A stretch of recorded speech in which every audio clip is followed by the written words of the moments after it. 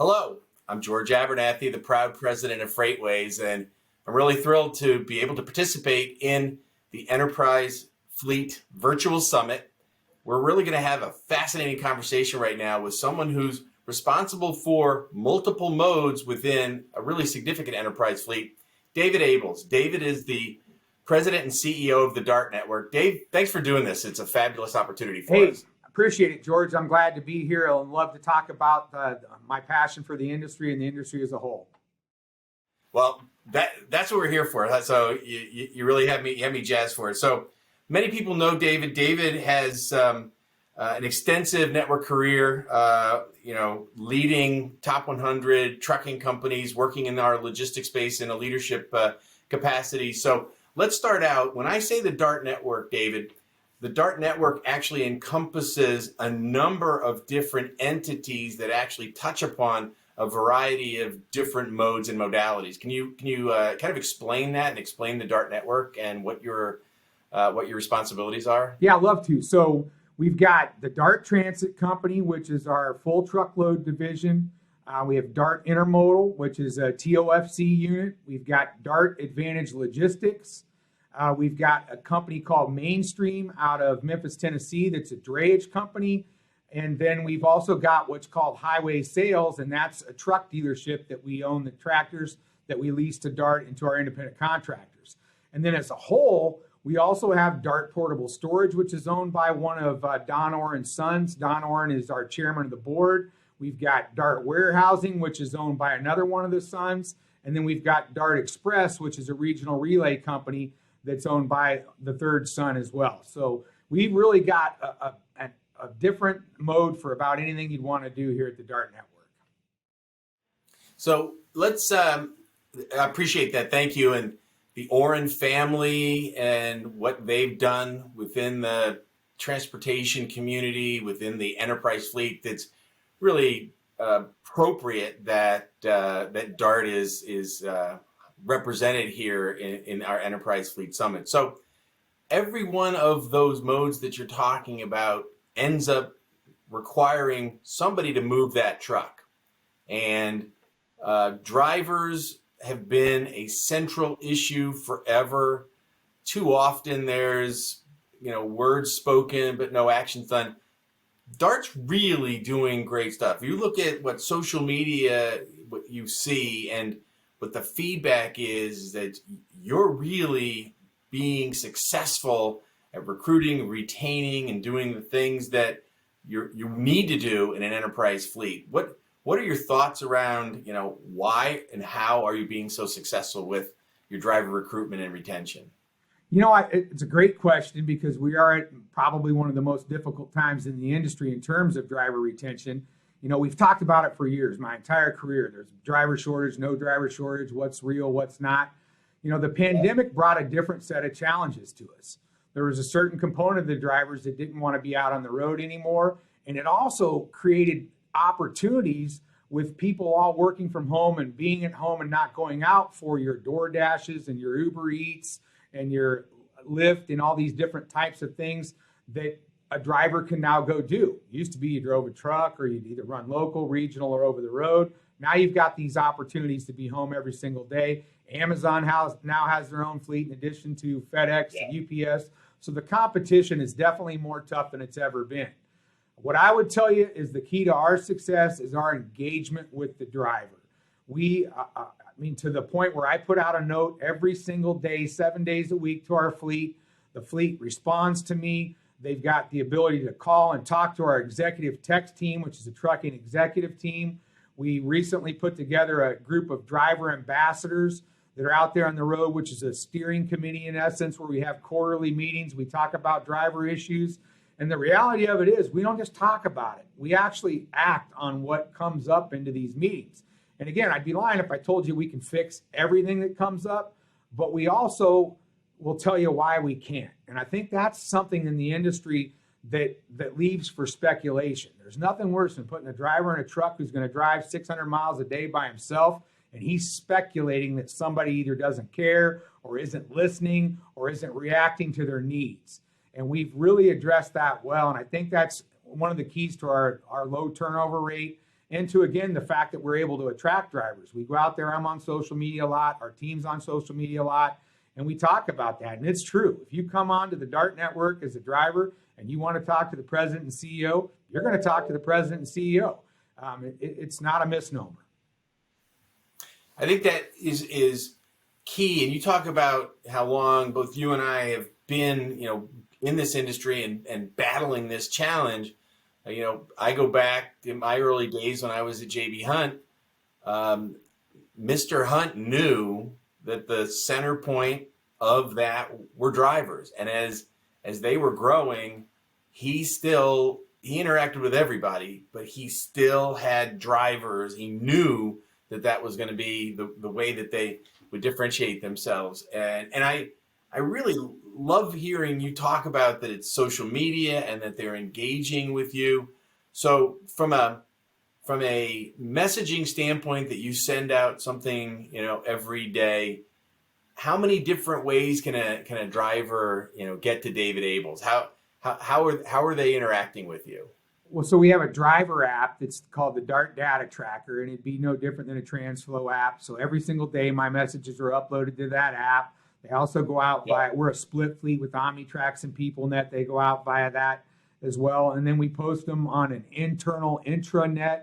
And then there's an DART Data Tracker too. So there's about 5 different ways they can get it. And then over time, as they've responded to me, when I send out the email internally here to our enterprise, I've got a group of them that I copy in on it as well. And it's really, really done well for me because they respond back and tell me things. So, if we had a slow day or if we had a week where maybe turnover was a little bit higher, I get feedback directly from the drivers as to, hey, here's something that came up this week. Let's talk about that and address it.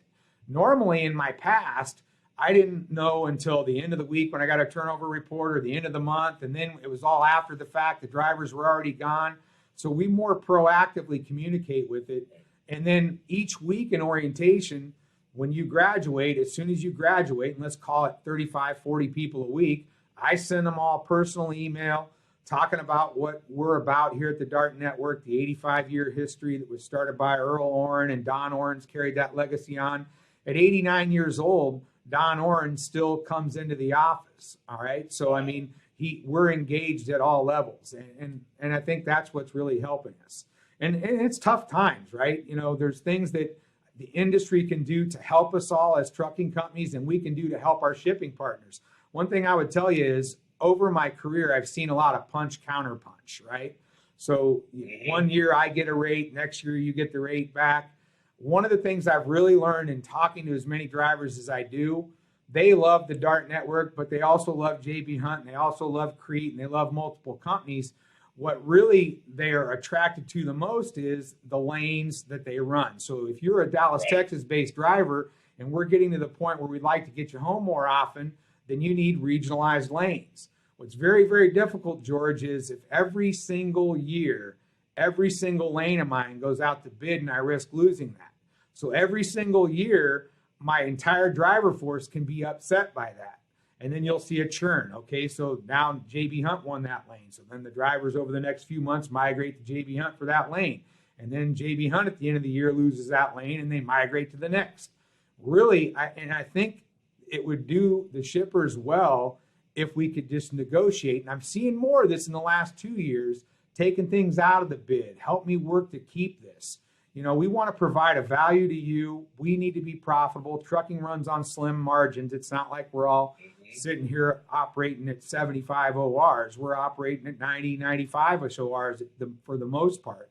So if we could sit down with our shipping partners and we could talk through these things and we could work on that, we could provide better capacity.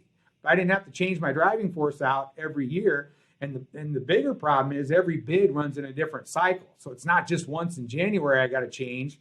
I got to change some in January, some in February, some in March, and it's just disruptive. And I know disruptive or disruption is a great term right now. Let's be disruptive, but that's not the kind of disruption we as an industry need, nor do our shipping partners need, because ultimately right now in a JIT world where everybody orders things online and you expect it in 24 to 48 hours, you need service. We want to provide that service. We want to get you to that 98, 99%. The way to do it is for me to have George drive for me year round, year after year, and not have to change George out for Jim, Bob, or Bill every month. It's such a great point. But you've unpacked a lot of stuff that I'm so interested in. So thinking about that incumbency and how, you being treated as a partner and as an incumbent, or being given the opportunity to be the incumbent, where you have that chance to take the service levels up to the 98, 99s where shippers are looking for. So 2018 was a market where it was tight, and it seemed like the carriers were starting to see partnerships. Really, I know the phraseology around being a shipper of choice, has been out there for a while, but it seems like there's some meat on that bone now. And then 2019 was maybe a little different, but then here comes the pandemic. And I'm sure that there's some of your shippers that needed you desperately because their volume shot up, and others who went the other way.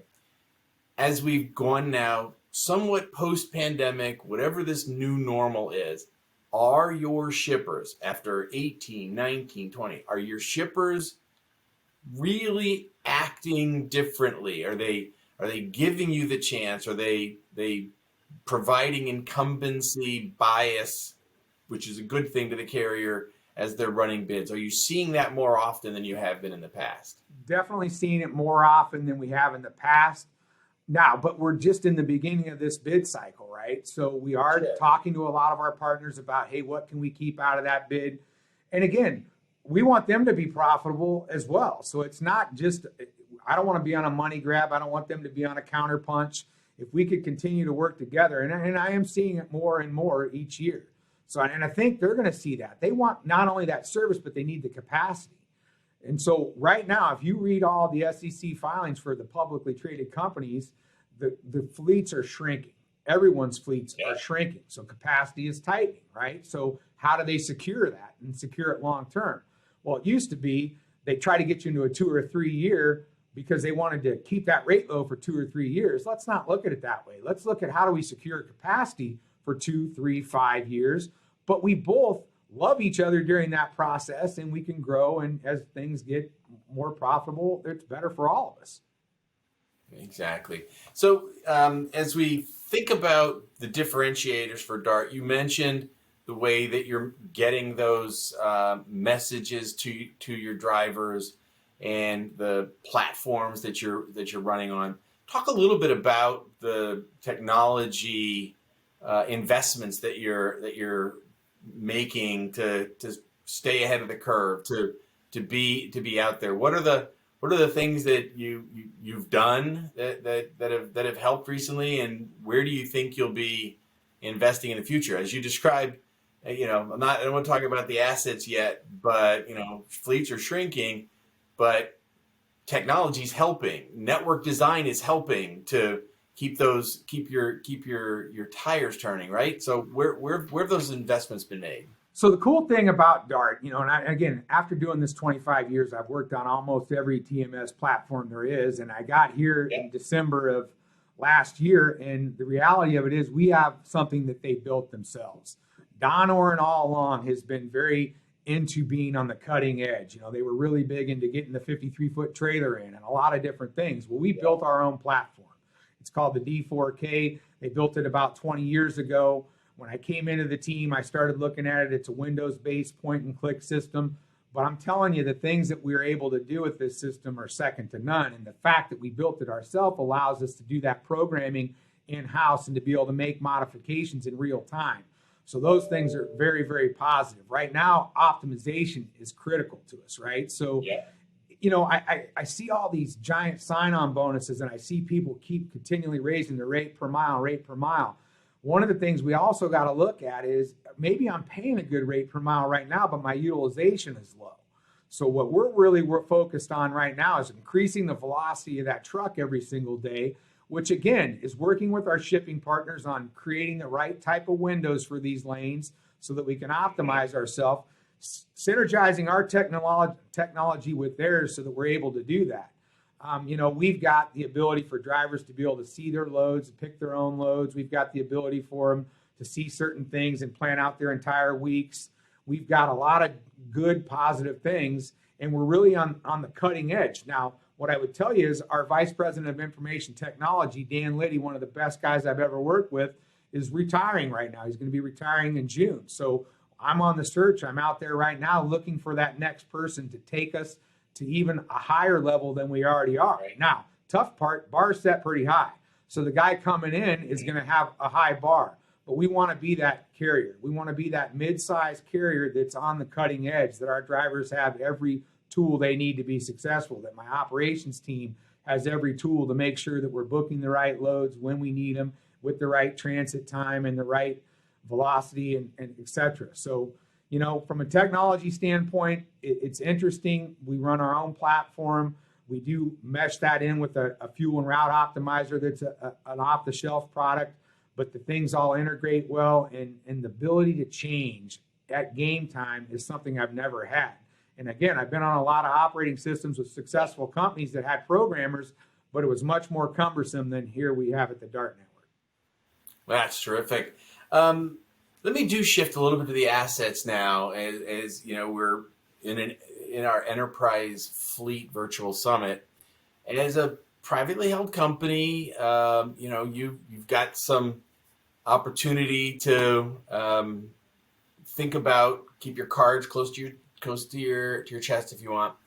But as you analyze the marketplace, and as the company is trying to find the sweet spot of how big to be, being able to fill the seats with drivers and all, what is the signal, or are there multiple signals that are provided to you and to DART that say it's time for us to be expanding the fleet? It's time for us to, we have the ability to put more drivers into seats. We've got the freight that's going to be, that will be able to keep those drivers happy. What are those signals? And I guess the really interesting question is going to be, are you hearing those signals now?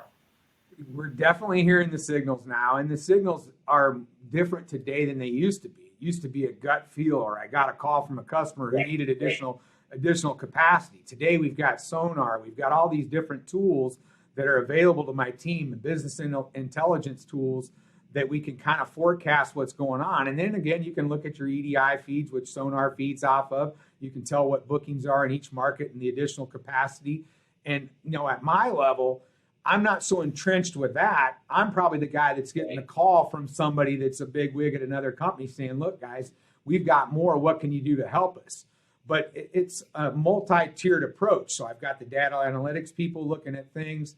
I've got customers calling me. I've got salespeople feeding me leads. So it's really a great time to grow. The unfortunate thing is, at the time that we are now where we can grow, that driver pool is shrinking. There's the drug clearinghouse thing. It's great. None of us want to have anybody that's under the influence out driving our trucks, but that took a segment out. And that's probably good that segment's gone, but what do I do to replace that segment? Okay. So we've got to continue to look at those things. So we'd love to be growing right now. I know all companies would love to be growing right now. You hear stories. Is it 10 loads to every truck? What's going on right now out there in the industry? It's definitely more than 1 to 1. We've all been there in this industry at times when there was 0.5 loads to a truck and you had trucks sitting for days at a time. That's not the case anymore. So again, I think that's where that partnership between the shippers and the carriers could work to our advantage. If we could get that regionalized opportunity. Obviously with COVID, I think we've seen or experienced drivers wanting to be home more often. Could be that the fact that in their family over COVID-19, they had a death in the family, a grandparent, somebody passed, and they're thinking to themselves, I wasn't there enough. I didn't get an opportunity to see that person. Well, then we got to start looking at how do we do things more regionalized, and how do we grow those type of networks as distribution centers come closer together. That long haul environment's gone. Do we set up series of relays? What do we need to do? So, there's a lot happening right now. I think it's a great time for trucking companies to grow. The struggle becomes, how do we get that done? We're looking at electric vehicles. We're looking at autonomous vehicles. How many years is it going to be before that's a play? And even if it is a play, there's still going to be a role for the driver. The driver never goes away, right? I mean, that's the one thing that we can all count on, is there's a value to having a driver, there's a value to having a contractor. That's exactly how I was going to bring us to a conclusion. You're thinking exactly where I was going to go. As DART looks at this, particularly with those various types of utilizations that you have for trucks, when do you perceive, nobody's going to hold you to it, the good news is you're privately held, so stock's not going to go up or down based on what we say today, but in your crystal ball, when will an EV, when will we have an alternative in the DART fleet to a significant degree, not toe in the water and all, but is that how many years downstream do you think that is? Well, we're ready for electric vehicles right now. So as soon as we get one that's tested and proven, we're ready to go. I think Don Orn and myself, he always wants to be on the cutting edge again. So we're looking for a couple shippers to partner with on that shorter length of haul so that we can put some Teslas in when they come out. But from an autonomous standpoint, we're sitting back and watching a little bit more first. I think there's some other carriers that are larger and have a little bit better bandwidth. I would tell you, and everybody probably doesn't want to talk much about CNG anymore, but when CNG first launched, Don, again, being a cutting edge guy, jumped into it pretty deep, maybe too deep for a carrier of our size. So we're going to dip our toes in the water a little bit, but we're definitely looking at EV right now, and long term, that autonomous vehicle will play a role in our team as well. I appreciate it. So as we're coming to wrap up, just one more thing, sort of the crystal ball, but not looking out so far into the future. Everything that we're seeing from our data is demonstrating that we still have a robust market of freight, like you're talking about. Anything that you're seeing that is on the horizon that would change that, or do you see this continuing on for the balance of 21 and into 22? I really believe, my gut's telling me it's going to be 21, 22, but you and I talked about 18 a little bit ago when we were sitting here in 18 and all the carriers were buying extra trucks because we thought it was going to go on in 18, 19, and 20. 19, the bottom fell out of it. So, if I really had a crystal ball that worked, I'd pay big money for one. But my gut right now is saying, with just what I see and what I experience, I commute into Minneapolis here about 50 miles every day. So I watch traffic patterns.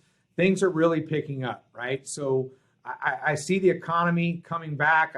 I see it coming back strong, and I think it's going to go on for a year or two, and hopefully it goes on forever. We all want to thrive. I want my shipping partners to do well. I want FreightWaves to do well. I want DART Transit to do well. And quite frankly, I want other carriers to do well. I'm not a selfish guy, and anybody that's out there in the industry will tell you that. I share data with other carriers. We talk back and forth. We all know we have a driver shortage right now. We're all working together to try to figure out how we overcome that. And I think if we all stick in this together, we're going to win. Couldn't agree with you more. What a great way to sum everything up. What a terrific pleasure it's been. David Abels, the President and CEO of the DART Network. Thank you for the time today. Thank you for your thoughts. And thank you to all of your drivers. It's one thing that as I have the opportunity to talk to the leaders in our industry, we at FreightWaves tried very hard to make it clear that we understand that through not just 2020, but without the drivers, we're not going to have an economy that is anywhere near what it has the opportunity to be. So thank you to all of the DART Network drivers. And David, thanks again for the time today. Much appreciated. Thank you very much. I appreciate you giving me the time. Take care. Thanks, everybody. I really have enjoyed this. I hope that the balance of the Enterprise Fleet Summit is just as entertaining and just as informational and educational as our time with David today. I'm George Abernathy, proud president. Thank you. Take care.